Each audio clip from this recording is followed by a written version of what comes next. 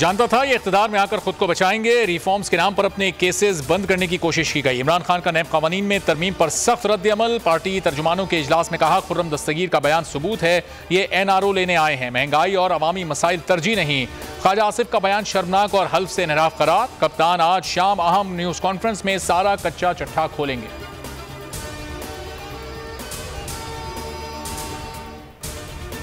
Imported हुकूमत ने फिर रोना धोना शुरू कर दिया। ईंधन की बढ़ती कीमतों का मलबा फिर इमरान हुकूमत पर गिरा दिया। वजीर आजम ने कहा, पेट्रोल और तेल की कीमतें कम करके नई हुकूमत के लिए जाल बिछाया गया। मौजूदा हालात किसी चैलेंज से कम नहीं, मईशत संभालना मुश्किल हो गया था।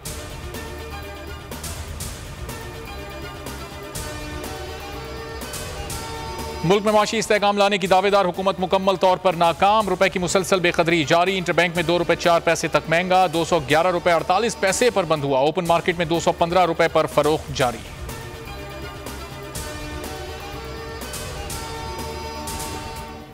कौमी सलामती की पार्लिमानी कमेटी का इन कैमरा इजलास तलब। इजलास कल 3 बजे होगा। अस्करी हुक्काम कौमी सलामती के उमूर पर ब्रीफिंग देंगे।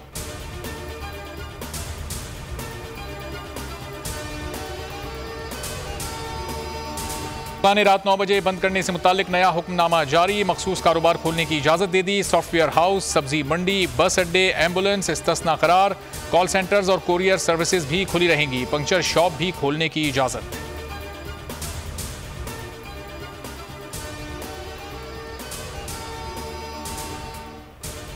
और रावलपिंडी में बुजुर्ग शहरी को जान से मारने की धमकियां। नाखलफ बेटा और पोता गिरफ्तार।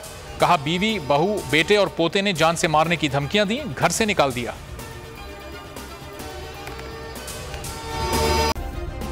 सब्सक्राइब करें और बेल दबाएं ताकि कोई खबर रह न जाए।